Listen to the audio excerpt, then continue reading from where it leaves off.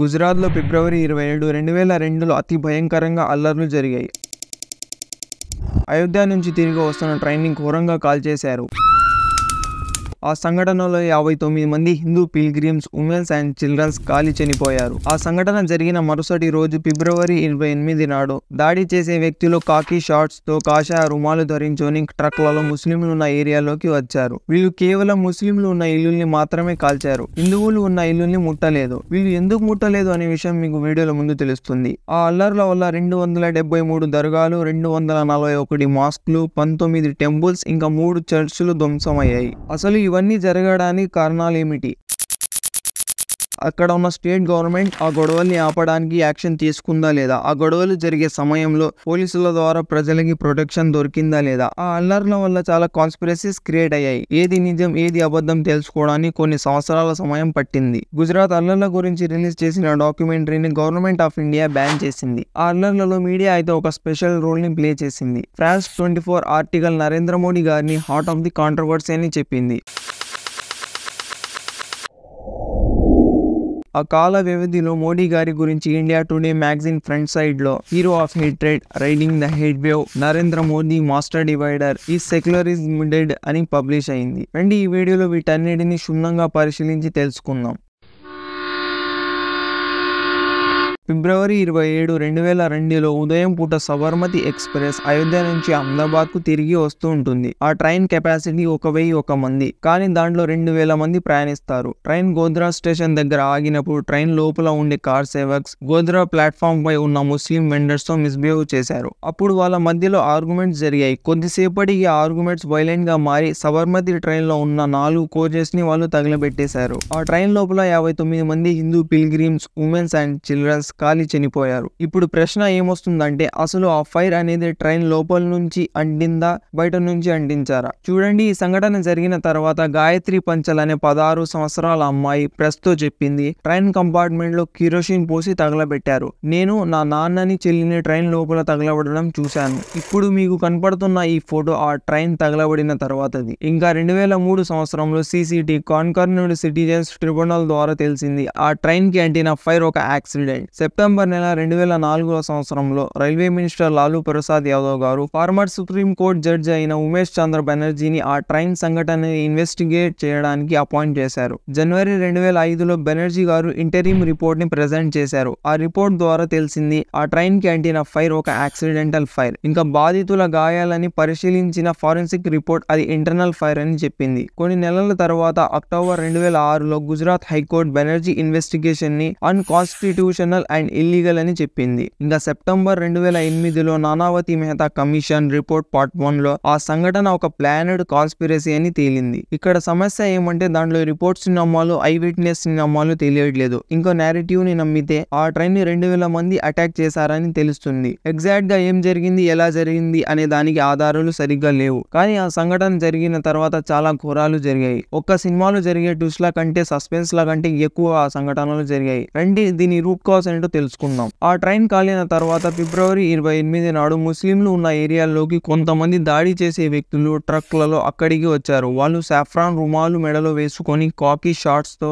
Variety ఆయుధాలతో ముస్లిం నివసిస్తున్న ఇల్లుల్ని కాల్చారు. కానీ అక్కడ ఉన్న ఒక్క హిందూ ఇల్లుల్ని కూడా ముట్టలేదు. గాయపడిన బాధితులు పోలీసులకి ఫోన్ చేసి కాపాడమని అడిగితే పోలీసులు మేము మిమ్మల్ని కాపాడడానికి మాకు ఎటువంటి ఆర్డర్స్ లేవని చెప్పారు. కొన్ని కేసెస్ లో అయితే ముస్లింలు సెల్ఫ్ డిఫెన్స్ కోసం ప్రయత్నిస్తే పోలీసులు వాళ్ళని కాల్చారు. ఆ అల్లర్లు జరిగిన తర్వాత స్టేట్ మొత్తంలో 27 సిటీస్ మరియు టౌన్స్ లలో కర్ఫ్యూని డిక్లేర్ చేశారు. ఆ సమయంలో ఇండియన్ గవర్నమెంట్ ఇంకా గుజరాత్ స్టేట్ అల్లర్లని కంట్రోల్ చేయడంలో ఫెయిల్ అయిందని హ్యూమన్ రైట్ వాచ్ క్రిటిసైజ్ చేసింది. ఈ హ్యూమన్ రైట్ వాచ్ ఒక international NGO, non governmental organisation. ఈ హ్యూమన్ రైట్ వాచ్ రీసెర్చ్ వల్ల చాలా నిజాలు తెలిసాయి. దాని గురించి చెప్తాను వీడియోలో. ఇంచుమించు 200 అమ్మాయిలని మరియు మహిళలని చేసి కాల్చి చంపారు. ఇంకా కొన్ని దారుణాలు జరిగాయి. దాని గురించి నేను చెప్పలేను, మీరు వినలేరు. తల్లిదండ్రుల ముందే వాళ్ళ పిల్లలని కొట్టి చంపారు. చిన్న పిల్లలకు హిందుత్వ పేరుతో కాల్చడం, అత్యాచారం చేయడం మరియు చంపడం నేర్పించారు.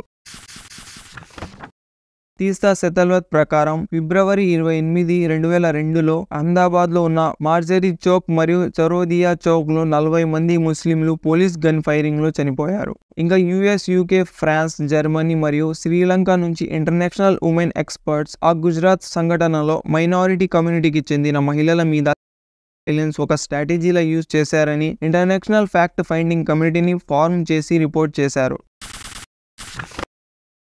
28 ఫిబ్రవరి 2002 నుంచి 1 మార్చి 2002 వరకు దాదాపు 1006 సంఘటనలు జరిగాయి. దాంట్లో కొన్ని ఎక్కువగా నష్టాన్ని తెచ్చాయి. Best bakery case, Naroda Patiya, Bilkis Bano, Ehsan Jafri, Gulbarg society massacre, ఇలాంటి సంఘటనలు జరిగాయి. దాని గురించి కూడా వస్తుంది, నేను చెప్తాను వీడియోలో. 28 ఫిబ్రవరి 2002లో 10:30 ఉదయం పూట ముస్లింలు, హిందువులు కలిసి నివసిస్తున్న ఏరియాలోకి కొన్ని వేల సంఖ్యలో ట్రక్లలో హిందూ నేషనలిస్ట్ సిగ్నేచర్ యూనిఫామ్ తో మెడలో సాఫ్రాన్ రుమాలు మరియు కాకి షార్ట్స్ ధరించుకొని అక్కడికి వచ్చారు. వాళ్ళు ఆ సమయంలో ముస్లింలకి వ్యతిరేకంగా కొన్ని స్లోగన్స్ కూడా చెప్పారు. ఈ అందరికీ బాత్ హై, పోలీస్ హమారే సాథ్ హై, this is the inside information, the police are with us, జాన్ సే మార్ దేంగే, బజరంగ్ దల్ జిందాబాద్, నరేంద్ర మోదీ జిందాబాద్, we will kill, long live the Bajrang Dal, long live Narendra Modi. ఆ హిందుత్వ గ్రూప్ వ్యక్తులు చేసిన దాడిలో చాలా ప్రాపర్టీ డ్యామేజ్లు జరిగాయి. ఈ విషయం ద వీక్ ఆర్టికల్ లో పబ్లిష్ అయింది. ఇంకా 1679 ఇల్లులు, 1975 షాపులు, 21 గోడౌన్స్ మరియు 204 షాపులని దోచుకున్నారు. దాంట్లో ఎక్కువ ప్రాపర్టీస్ ముస్లిమ్స్ లవే. ఇప్పుడు ఈ విషయాన్ని మీరు విన్నాక ఆశ్చర్యానికి గురి కావచ్చు. హ్యూమన్ రైట్ వాచ్ కొంతమంది ఐ విట్నెస్ ని ఇంటర్వ్యూ చేస్తే ఈ విషయం తెలిసింది. దాడి చేసే వ్యక్తులు ముస్లిం బిజినెస్ లిస్టులని మరియు ఓటర్ లిస్టులని క్యారీ చేశారు. ఇంకా వాటర్ బాటిల్, సెల్ ఫోన్స్ ని కూడా. ఈ విషయం అవుట్లుక్ మ్యాగజైన్ లో రిపోర్ట్ అయ్యింది. ట్రైన్ సంఘటన జరిగిన తర్వాత 28 ఫిబ్రవరి 2002 నాడు ఇంచుమించు 5,000 మంది గుంపు కలిసి 97 మంది ముస్లింలని చంపారు. ఆ గుంపుని ఆర్గనైజ్ చేసింది బజరంగ్ దళ్. ఇది ఒక విహెచ్పి, విశ్వ హిందూ పరిషత్ వింగ్. ఇంకా ఈ రెండు పార్టీస్ బీజేపీ సపోర్టర్స్ కూడా. దాదాపు అల్లర్లు 10 గంటల వరకు జరిగాయి. ఆ దాడి జరిగే సమయంలో false rumours senior VHP leader ద్వారా స్ప్రెడ్ అయ్యాయి. ఆ సంఘటనలో ముస్లింలు 3 హిందువుల అమ్మాయిలని కిడ్నాప్ చేశారని న్యూస్ స్ప్రెడ్ అయింది. ఆ సమయంలో మెయిన్ స్ట్రీమ్ మీడియా న్యూస్ ని ఎగ్జాజరేట్ చేసి ఇన్ఫ్లేమేటరీ హెడ్లైన్స్ తో పిక్చర్స్ మరియు స్టోరీస్ ని పబ్లిష్ చేసింది. దాంతో గొడవలు ఇంకా వైలెంట్ గా మారాయి. కొంచెం వెయిట్ చేయండి, దాని గురించి కూడా వస్తుంది, చెప్తాను. సెక్సువల్ అసల్టింగ్, గ్యాంగ్ రేప్స్, మనుషుల్ని కాల్చడం, కత్తితో పొడవడం లాంటి దారుణాలు ఎక్కువయ్యాయి. అప్పుడు చాలా మంది సోషియో ఎకనామిక్ ప్రాబ్లమ్స్ ని ఫేస్ చేశారు. కొందరు ఇల్లుల్ని కోల్పోయారు, మరికొందరు గాయపడ్డారు, అనాథలయ్యారు, దేవస్థానాలని కూల్ చేశారు, కొన్ని చోట్ల అయితే ఎగ్జామ్స్ ని క్యాన్సిల్ చేశారు. అవన్నీ జరగడానికి కారణం స్టేట్ పోలీస్ మరియు స్టేట్ చీఫ్ మినిస్టర్ అయిన నరేంద్ర మోదీ. ఇంకా దాంట్లో పోలీసులది ఏది పర్సనల్ రోల్ ఉందని ఆరోపణలు వచ్చాయి. పోలీస్ ఆఫీసర్స్ ఆ గుంపుకి ఫేవర్ గా ఉన్నారని number of I witnesses report చేశారు. పోలీసులు గన్తో కాల్చారు, గుంపుకి సాయం చేశారని బాధితుల కుటుంబ సభ్యులు కంప్లైంట్ ఫైల్ చేశారు. ఇంకా సిటిజన్స్ ఐ విట్నెస్ లని దృష్టిలో పెట్టుకుని ఒక రిపోర్ట్ ని సబ్మిట్ చేశారు. ఆ రిపోర్ట్ ని పరిశీలించిన national human right commission of India NHRC చెప్పింది, SRP స్టేట్ రిజర్వ్ పోలీస్ ఇది ఒక స్పెషల్ ట్రైన్డ్ ఫోర్స్. వీళ్ళని ఏదైనా ఎమర్జెన్సీ ఉంటే పిలుస్తారు. వీళ్ళు కూడా సిచ్యుయేషన్ ని కంట్రోల్ చేయడం ఆపేసి బాధితులని చేస్ చేయడంలో, గొడవలు చేసే వాళ్ళకి సాయం చేయడంలో ముందున్నారు. గుజరాత్ లో ఉన్న అహ్మదాబాద్ చమన్పురాలో ఒక గుల్బర్గ్ సొసైటీ ఉంది. అక్కడ 29 బంగ్లోస్ మరియు 10 అపార్ట్మెంట్స్ ఉన్నాయి. దాంట్లో ఎక్కువగా అప్పర్ మిడిల్ క్లాస్ ముస్లిమ్స్ ఉంటారు. ఇంకా ఫార్మర్ కాంగ్రెస్ ఎంపీ ఎహసాన్ జాఫరీ కూడా. ఈ పేరుని గుర్తు పెట్టుకోండి, ఈ కథ మొత్తం ఈ పేరు చుట్టే తిరగబోతుంది.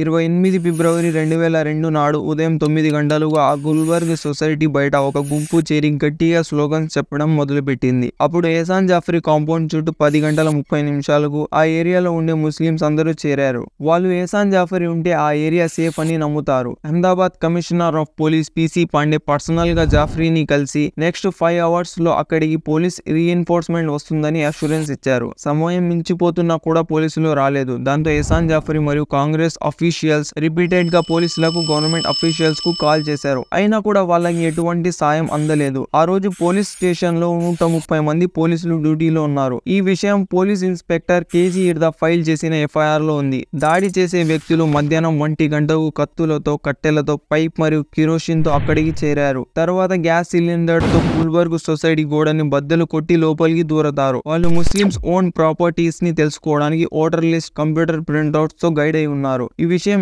FIR లో మెన్షన్ అయి ఉంది. ఎహసాన్ జాఫరీ తనను తాను రక్షించడం కోసం గన్ తో ఫైర్ చేశారు. కొద్దిసేపటికి ఆ గుంపు కాంప్లెక్స్ పైన అటాక్ చేసింది. ఆ క్రమంలో ఎహసాన్ జాఫరీ ఆయన ప్రాణాలను కోల్పోయారు. ఇంకా ఆయనతో పాటు 69 మంది చనిపోయారు. 85 మంది గాయపడ్డారు. ఆ సంఘటన జరిగిన తర్వాత ఎహసాన్ జాఫరీ భార్య జకియా జాఫరీ ఆ సంఘటన జరగడానికి స్టేట్ ఆఫ్ గుజరాత్ మరియు అప్పటి chief minister Narendra Modi responsible అని పిటిషన్ ఫైల్ చేసింది. ఆ పిటిషన్ ని సుప్రీం కోర్టు ద్వారా ఫామ్ అయిన SIT రిజెక్ట్ చేసింది. తర్వాత మోదీ గారికి క్లీన్ చిట్ కూడా వచ్చింది. ఈ క్లీన్ చిట్ ని ఎప్పుడు ఇస్తారంటే ఏదైనా క్రైమ్ లో ఆ వ్యక్తి ఇన్వాల్వ్మెంట్ లేకపోతే లేదా ఎవిడెన్స్ సరిగ్గా లేకపోతే కోర్టు ద్వారా ఈ క్లీన్ చిట్ అనేది ఇస్తారు.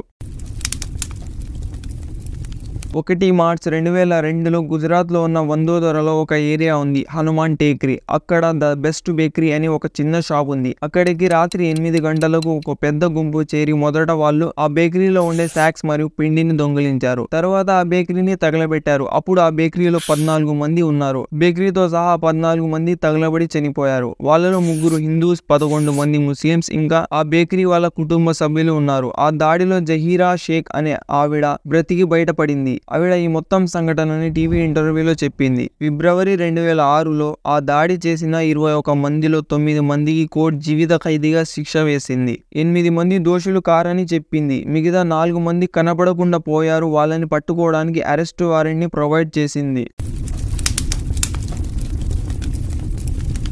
బిల్కిస్ బాను అనే ప్రెగ్నెంట్ ఆవిడని 11 మంది కలిసి చేశారు. ఇంకా బిల్కిస్ బాను కుటుంబ సభ్యులలో కొంతమందిని చంపేశారు. తర్వాత బిల్కిస్ బాను లీగల్ ప్రాసెస్ కోసం నేషనల్ హ్యూమన్ రైట్ కమిషన్ ని అప్రోచ్ అయింది. సుప్రీం కోర్ట్ CBIని ఈ కేసుని ఇన్వెస్టిగేషన్ చేయమని ఆర్డర్ చేసింది. ఆ నిందితులని 2004లో అరెస్టు చేశారు. కొన్ని సంవత్సరాల తర్వాత ఆగస్ట్ 2022లో గుజరాత్ గవర్నమెంట్ ఆ క్రైమ్ చేసిన 11 మందిని జైలు నుంచి రిలీజ్ చేసింది. అప్పుడు సుప్రీం కోర్ట్ గుజరాత్ గవర్నమెంట్ తీసుకున్న డిసిషన్ ని క్రిటిసైజ్ చేసింది. మళ్ళీ 2024లో ఆ 11 మంది కన్విక్టెడ్ రేపిస్ట్ జైలుకి వెళ్లారు.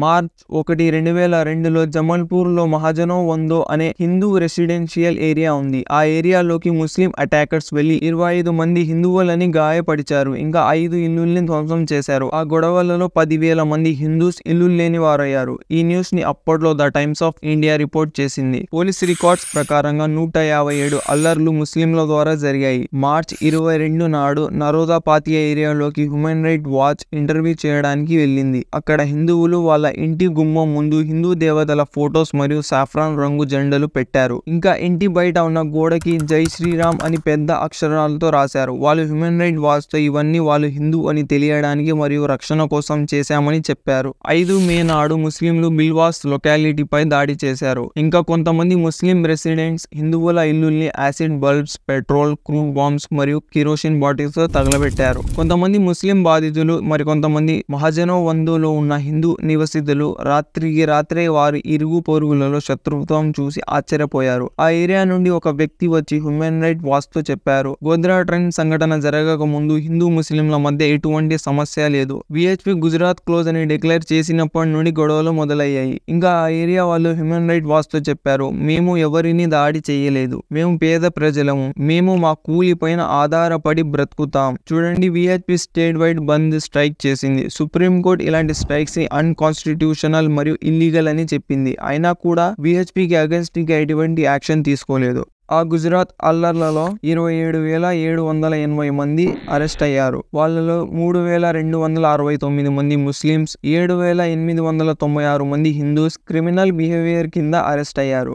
మిగతా 16,615 మందిలో ముస్లిమ్స్ 2,811 మంది, హిందూస్ 13,804 మంది ప్రివెంటివ్ మెజర్ అంటే నివారణ చర్య కింద అరెస్ట్ అయ్యారు. ఏప్రిల్ 2002లో సబర్మతి ఆశ్రమం దగ్గర పీస్ మీటింగ్ ని అరేంజ్ చేశారు. అప్పుడు హిందుత్వ సపోర్టర్స్ మరియు పోలీస్ ఆఫీసర్స్ డజన్ జర్నలిస్టులని అటాక్ చేశారు. అప్పుడు స్టార్ న్యూస్ రిపోర్టర్స్ వైలెన్స్ ని కవర్ చేసే క్రమంలో చాలాసార్లు దాడికి గురయ్యారు. ఆ గొడవలు జరిగే సమయంలో అక్కడి లోకల్ న్యూస్ పేపర్స్ సందేశ్ మరియు గుజరాత్ సమాచార్ చాలా ఘోరంగా క్రిటిసైజ్ చేశాయి. గ్రాఫిక్ న్యూస్ కవరేజ్ తో ప్రజలలో కోపాన్ని రగిలించాయి. ఇంకా VHP లీడర్ ఉపయోగించిన క్వైట్ ని హెడ్లైన్ గా వేశాయి, అవెంజ్ విత్ బ్లడ్ అంటే రక్తంతో ప్రతీకారం తీర్చుకుంటారు. Hindus beware, Hajj pilgrims return with deadly conspiracy. హిందువులు జాగ్రత్త, హజ్ యాత్రికులు ఘోరమైన కుట్రతో తిరిగి వస్తున్నారు. మరోపక్క Gujarat today news channel balance report ని చూపించింది. అప్పుడు Gujarat government TV news channels ని బ్యాన్ చేసింది. Star News, Zee News, Aaj Tak మరియు CNN. 2007లో weekly magazine Tehelka hidden camera footage ని రిలీజ్ చేసింది. ఆ ఫుటేజ్ ద్వారా VHP, BJP, Bajrang Dal role ఆ గొడవలలో ఉందని తెలిసింది. ఇంకా ఆ వైలెన్స్ జరిగే సమయంలో Hindu nationalist group Shiv Sena leader Bal Thackeray ముస్లింలు ఈ కంట్రీ క్యాన్సర్ అని చెప్పారు. ఇంకా ఓ హిందూస్ మీరు చేతుల్లో ఆయుధాలు తీసుకొని ఈ క్యాన్సర్ ని వేళ్ల నుంచి తొలగించండి అని కూడా చెప్పారు. ఇంత ఘోరంగా కమ్యూనల్ డిస్టర్బెన్స్ క్రియేట్ చేసినా కూడా ఆయనపై ఎటువంటి యాక్షన్ తీసుకోలేదు. CCT ఇన్వెస్టిగేషన్ ద్వారా ఎవిడెన్స్ దొరికింది. VHP మరియు బజరంగ్ దళ్ ముస్లింలు శత్రువులని ట్రైనింగ్ క్యాంప్ చేశారు. దీనికి బ్యాక్ ఎండ్ గా బీజేపీ మరియు RSS పార్టీ సపోర్ట్ ఇచ్చాయి.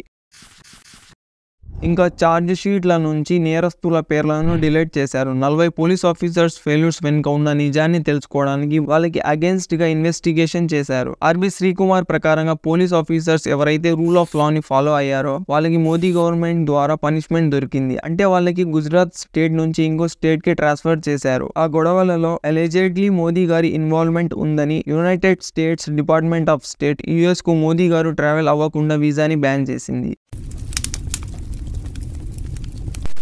చూడండి, ఈ సంఘటనలో ముస్లింలకి అన్యాయం జరిగిందా లేదా హిందువులకి అన్యాయం జరిగిందా ఆ పాయింట్ ఆఫ్ వ్యూతో చూడకండి. ఇక్కడ ప్రజలకి అన్యాయం జరిగింది. పొలిటీషియన్స్ మాటలు విని ప్రజలు అన్యాయానికి గురయ్యారు. ఇక్కడ న్యాయాన్ని రక్షించే పోలీసులే అన్యాయానికి దిగజారారు. నిజాన్ని చూపించే పత్రికలే అబద్ధానికి వడికట్టాయి. ఐకమత్యంగా ఉండాల్సిన ప్రజలే ఏకమైన దారుణానికి దిగజారారు. నేను ఈ వీడియో ద్వారా ఏం చెప్పదలుచుకున్నానంటే హిందూ, ముస్లిం, క్రిస్టియన్, కులం, మతం భేదం లేకుండా మనం ఎప్పుడైతే కలిసిమెలిసి ఉంటామో అప్పుడే మన సొసైటీలో క్రియేట్ అవుతున్న టెంపరీ ప్రాబ్లమ్స్ కి పర్మనెంట్ సొల్యూషన్ దొరుకుతుంది. నిజాన్ని తెలుసుకుంటే నమ్మకం వస్తుంది, న్యాయం జరిగితే నమ్మకం వస్తుంది. కానీ ఇక్కడ అబద్ధం, అన్యాయం ఇవే జరుగుతున్నాయి. చూడండి, అగ్గిని ఎంత లోపల దాచిపెట్టినా అది పొగయి తర్వాత అగ్గయి బయటికి వస్తుంది. అలాగే నిజం కూడా ఏదో ఒక మూల, ఏదో ఒక రూపంలో దొరుకుతుంది. ఉదాహరణకు పుస్తకం, I witness reports, charge sheets, FIR, articles, news papers, interviews ఇలాగా చాలా ఉన్నాయి. వీటిని మీ ముందు పెట్టడమే మా ఈ ప్రయత్నం. ఈ వీడియో గనక మీకు నచ్చితే దీన్ని షేర్ చేయండి. Thank you for watching.